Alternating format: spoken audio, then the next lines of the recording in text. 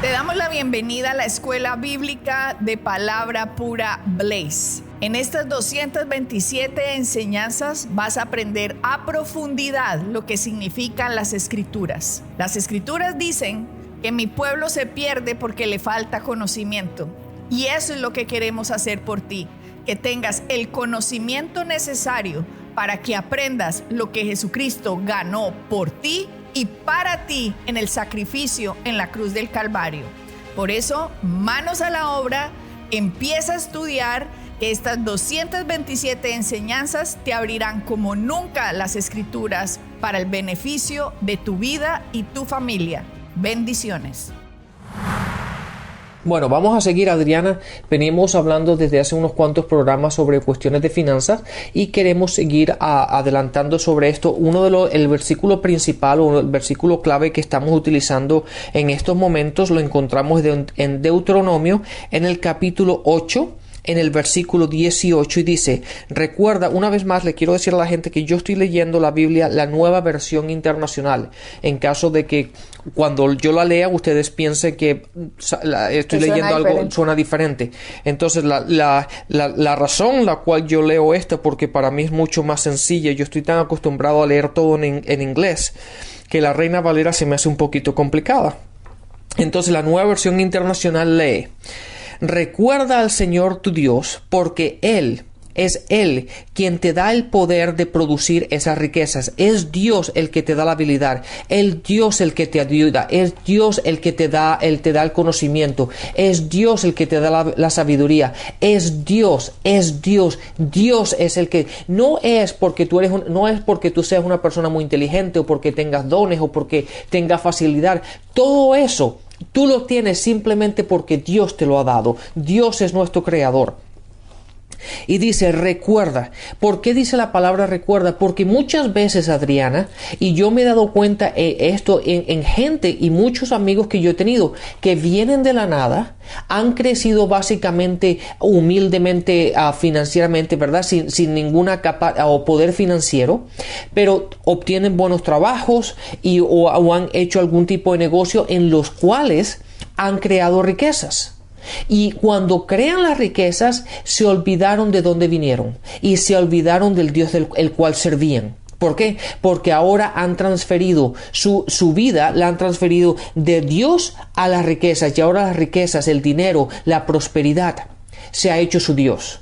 Y se han olvidado que fue Dios el que les dio la habilidad, de que fue Dios el que los ha prosperado, de que fue Dios el que les enseñó, el que les dio la habilidad, el que les dio la sabiduría para obtener y estar en la posición que están hoy.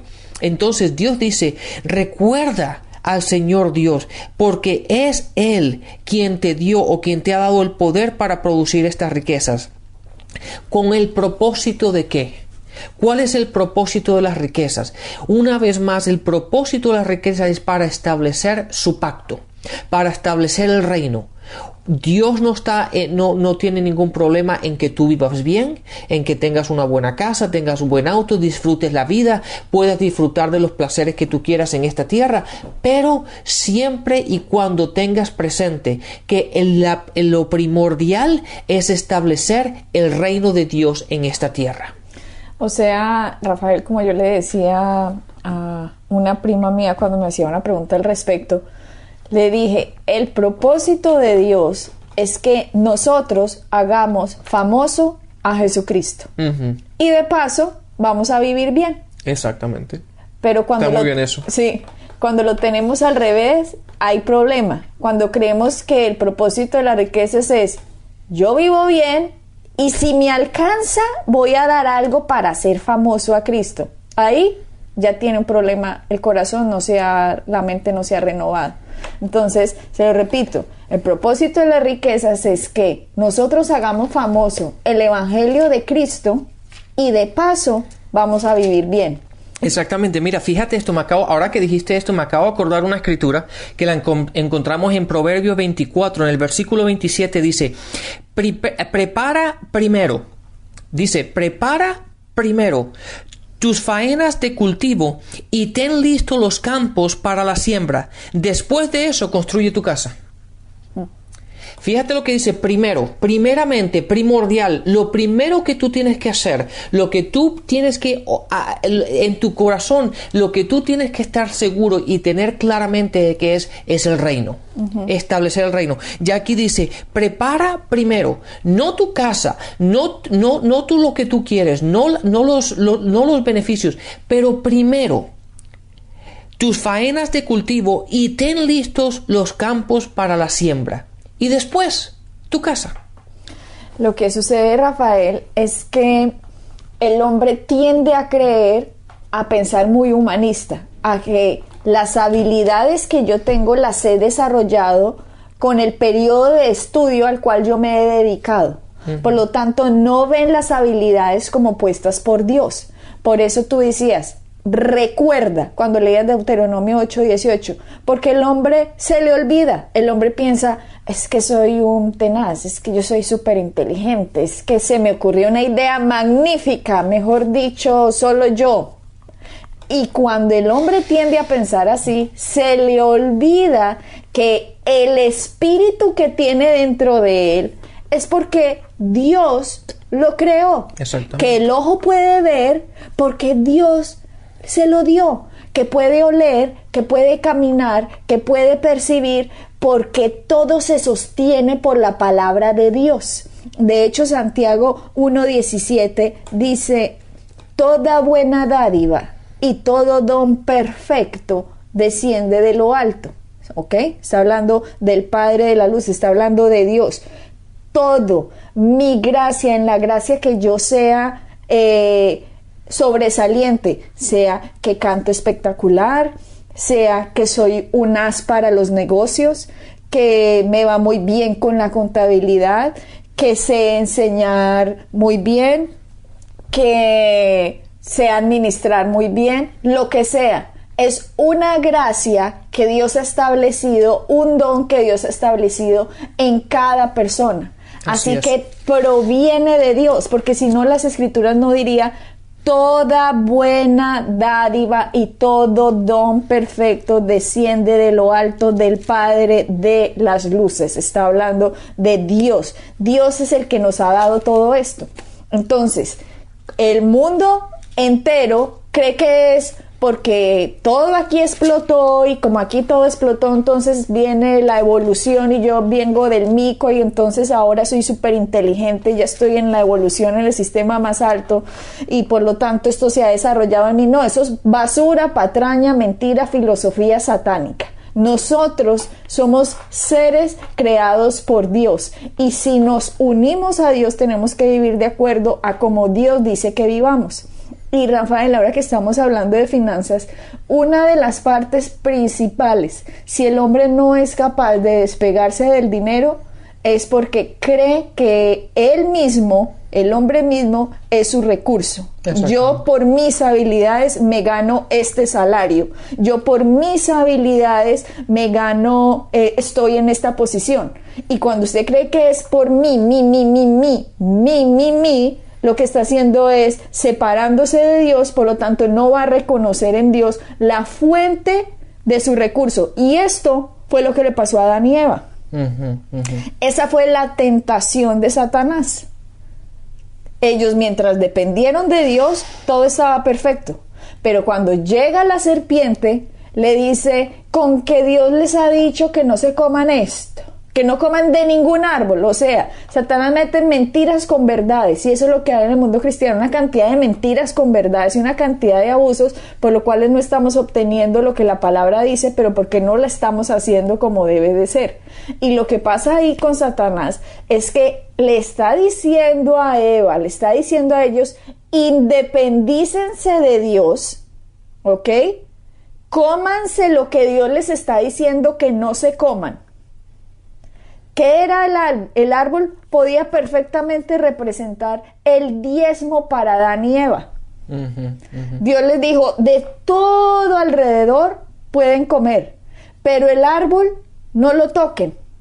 ¿Qué dijo Satanás? Cómanselo. No dependan de Dios, dependan de ustedes, de su sabiduría. Es que Dios sabe que el día que ustedes coman eso van a ser tan sabios como Dios. Y eso es lo que está pasando hoy. La gente cree es que todo depende de mí.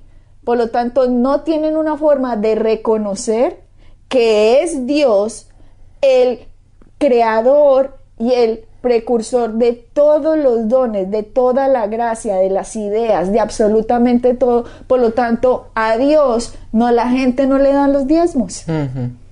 Y la gente siempre pregunta, los que quieren pelear contra el diezmo, diciendo, ¿el diezmo es de la ley o no es de la ley? Pues si fuera de la ley, Abraham no le hubiera dado los diezmos a Melquisedec. Si fuera de la ley, Jacob no hubiera diezmado, porque ni Abraham ni Jacob estaban bajo la ley. Correcto. Y de hecho, si nosotros seguimos estudiando, eso también está en el Nuevo Testamento. Entonces, ¿qué hace un diezmo? Un diezmo simplemente reconoce, Dios, la habilidad, mis habilidades, la gracia que has puesto en mí, solo es posible porque tú eres la fuente de ellas. Y reconozco esto sabiendo que sin ti no lo podría hacer. Exactamente. Entonces tenemos que poner las prioridades donde tienen que estar, ¿verdad? Asegurarnos que nuestras prioridades principales estén en la palabra y en los principios bíblicos, y no solamente en nuestras ideas o lo que nosotros pensamos o básicamente lo que nosotros queremos, que es lo que generalmente hace la gente. Tenemos que ir primeramente a los principios y poner las cosas en prioridades. Primero el reino, primero las cosas de Dios, primero cuál es el propósito y establecer el propósito de Dios en la tierra, y después, como dice la palabra, todas estas cosas vendrán. Es correcto. Entonces, date cuenta, quiero que nos metamos un poquito aquí, Adriana, en Lucas, en el capítulo 16, vamos a ir directamente al versículo 10 y después regresamos un poquito en la historia. Dice, porque esto es lo que pasa con mucha gente, que mucha gente tiene las ideas de que, mejor leo esto y después hablamos al respecto. Fíjate lo que dice en el versículo 10. El que es honrado en lo poco, también lo será en lo mucho. Y el que no es íntegro en lo poco, íntegro. El que no es íntegro en lo poco, tampoco lo será en lo mucho. Entonces, lo que generalmente pasa aquí es que la gente piensa que hasta que no llegue hasta cierto punto, hasta que Dios no me prospera hasta cierto punto, no es mi responsabilidad de hacer nada, ¿verdad? Entonces la gente tiene una idea falsa de que el empezar poco a poco no es un requerimiento. Y ahí es donde fallamos. Uno tiene que empezar donde está y ser fiel donde uno está. Yo me acuerdo hace muchísimos años atrás, cuando yo empecé a entender cómo funcionaba el reino, que en aquel tiempo yo básicamente no tenía nada.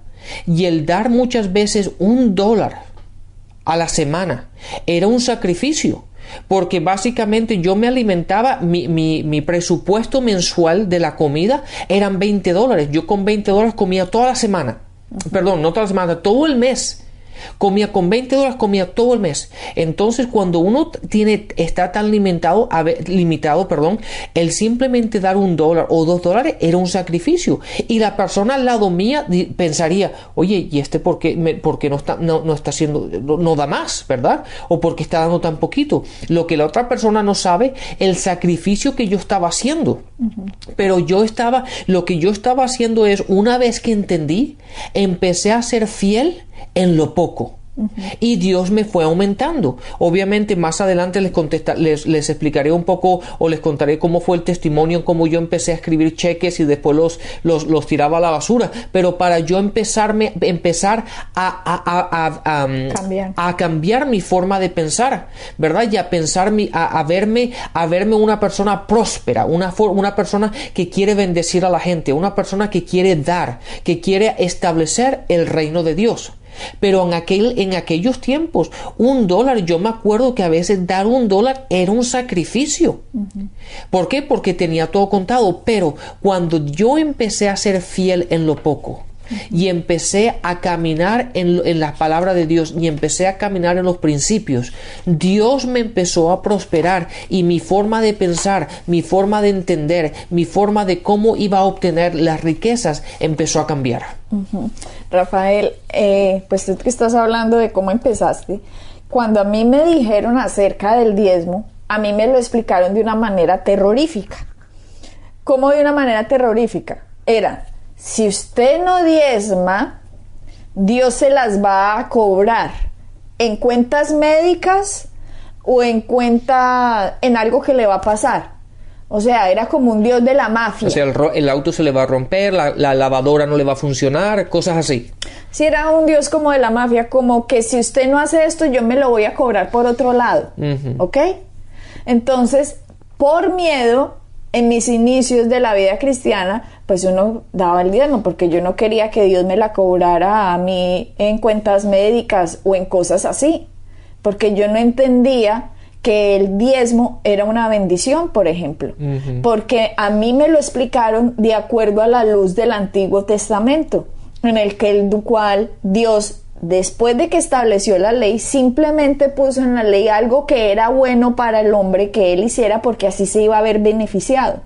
Y por lo tanto, siempre, todos los domingos me leían Malaquías 3, que dice, maldito eres con maldición, vosotros la nación entera, sois malditos. ¿Por qué? Porque me ha robado, ¿en qué? En vuestros diezmos y en vuestras ofrendas, por lo tanto, malditos sois, ¿ok?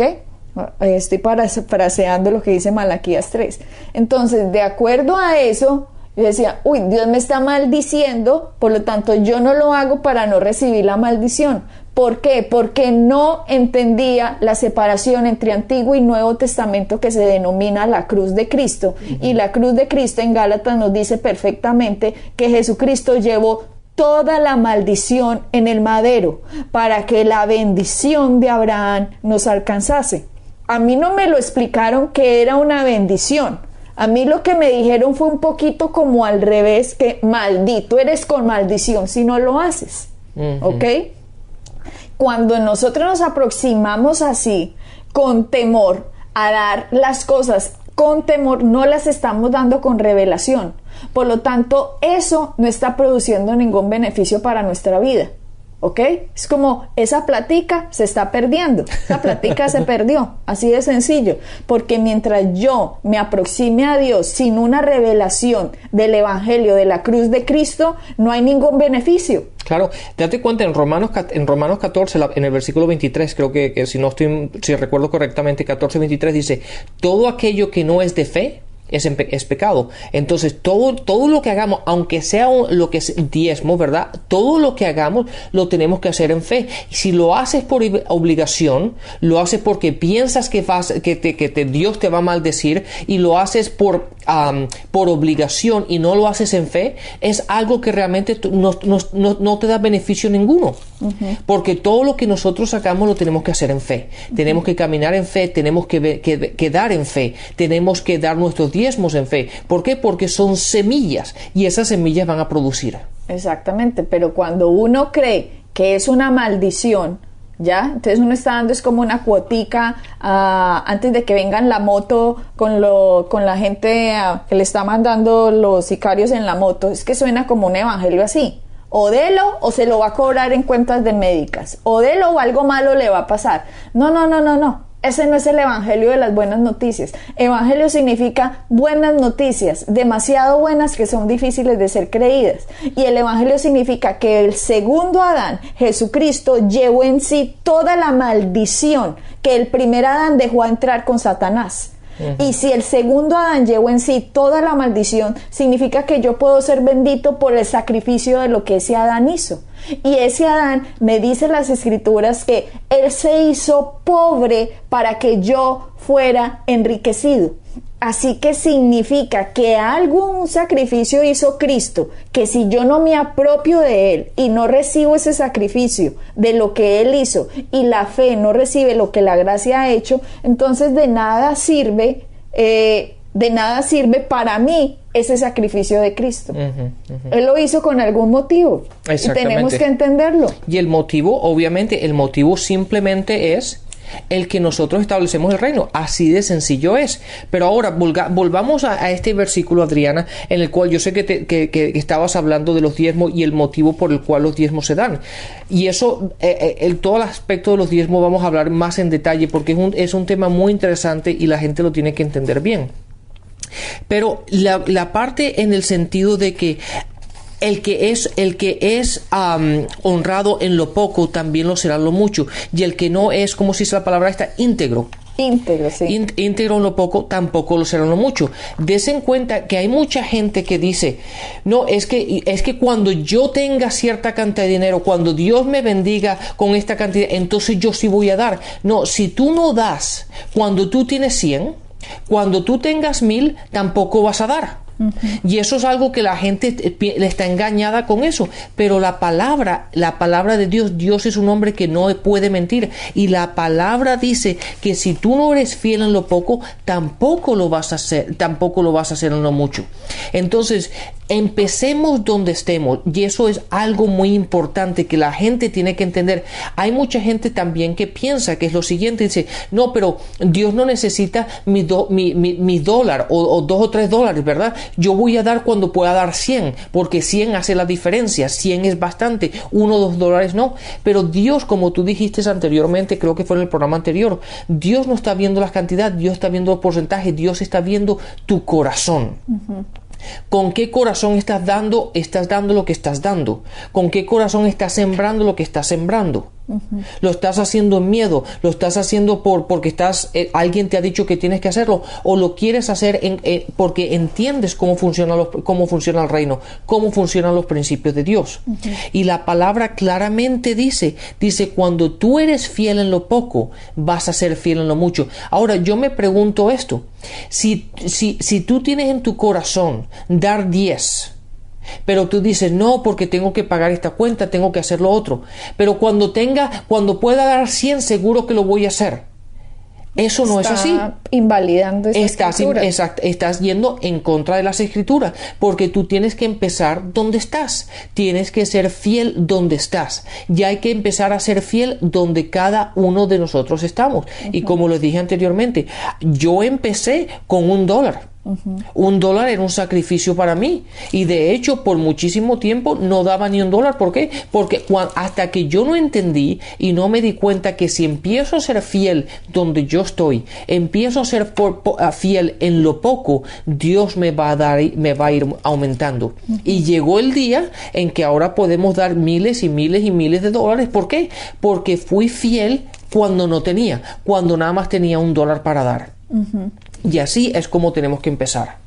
Sí, Rafael, y si cuando nosotros entonces arreglemos nuestro corazón, como tú estás diciendo, siendo fiel ahora, y vamos a ser promocionados para grandes cosas, tenemos que entender que para poder dar entonces hay que trabajar. Pero que han dicho mucho de la religión, que le ha enseñado a la gente, hermanito, viva por fe. Esa frasecita me tenía a mí cardíaca. Sí, que a la gente, de hecho, eran los líderes, no trabajaban, porque malinterpretaban una escritura en que Pablo había dicho que el que está en el Evangelio viva del Evangelio, porque obviamente si una persona está en una iglesia que tiene una cantidad de 100 personas, 200 personas, pues se tiene que dedicar completamente a la iglesia. ¿Cómo se va a poner a trabajar medio tiempo o tiempo completo? Pues descuidaría el tiempo que tiene que estar estudiando, el tiempo que tiene que estar orando, el tiempo que tiene que estar dedicado a las ovejas de la iglesia. Todo ese tiempo estaría descuidándolo por la famosita frase, viva por fe. No, el trabajo es bueno. Sí. El trabajo no es malo. Sí, de hecho Pablo, ¿verdad? Pablo, que escribió casi todo el Nuevo Testamento, las cartas, ¿verdad? Fíjate lo que dice Pablo, y él se la pasaba viajando y enseñando y estableciendo iglesias. Fíjate lo que dice en Hechos, en el capítulo 20, en el versículo 34, dice, ustedes mismos saben bien que estas manos, está hablando de él, se han ocupado de mis propias necesidades y de las de mis compañeros. Pablo dijo, ustedes mismos saben que estas manos se han ocupado de mis propias necesidades. Él no estaba esperando que todos le llegaran y que, yo voy a vivir. No, él trabajaba, él tenía su negocio. Es que trabajar no es malo, Rafael. De hecho, eso fue el puesto que Dios le puso a Adán en el jardín del Edén. En Génesis 2:15 le dice, tomó pues Jehová Dios al hombre y lo puso en el huerto del Edén para que lo labrara y lo guardase. Dios primero le dio a Adán un trabajo antes de darle una mujer. Así que primero no viene la mujer y después miremos a ver cómo nos la arreglamos. No, eso no es así, está al revés y hay que decirlo de frente porque si no entonces vamos a seguir en las mismas cosas y la gente va a decir no, y usted escucha esa frase, ¿usted qué hace? Vivo por fe, y uno queda como, qué mal testimonio. No, vivir por fe es, Señor, cuando dice la Escritura, ora al Dios de las semillas porque Él da semilla al que siembra y pan al que come. Cuando Dios a nosotros nos ofrece una oportunidad, pues hay que tomarla. Si nos toca ir al restaurante a ser meseros, trabajamos de meseros. Si nos toca limpiar, cortar cebollas, trabajamos cortando cebollas. A medida que empecemos a ser fiel en lo poco, seguramente vamos a ir aumentando de posición. Claro. Pero la gente no quiere empezar a trabajar ya porque como no le dan el puesto de gerente, qué vergüenza, qué pena. Pero si no le da pena decir, vivo por fe, eso sí no le da pena. Sí, fíjate otra escritura. En Primera de Tesalonicenses, en el capítulo 2, en el versículo 9 dice, obviamente este es Pablo otra vez escribiendo la carta de Tesalonicenses, dice, recuerdan, hermanos, nuestros esfuerzos y fatigas para proclamarles el evangelio de Dios y cómo trabajamos día y noche para no serles una carga. Para no serles una carga. ¿Por qué? Porque él entendía que él tenía necesidades y obviamente seguramente él viajaba con gente y en un ministerio, ¿verdad? E igual que una iglesia requiere finanzas y requiere esto, y mucha gente dice no, pero es que Dios proveerá. Sí, pero Dios también dice que trabaje y seas productivo y Él va a bendecir el trabajo de tus manos. Y fíjate lo que dice Pablo aquí. Él no simplemente dijo, no, es que yo soy el evangelista, yo soy el pastor, ustedes tienen que bendecirme a mí. No, él dice, trabajamos día y noche para no ser carga para ustedes.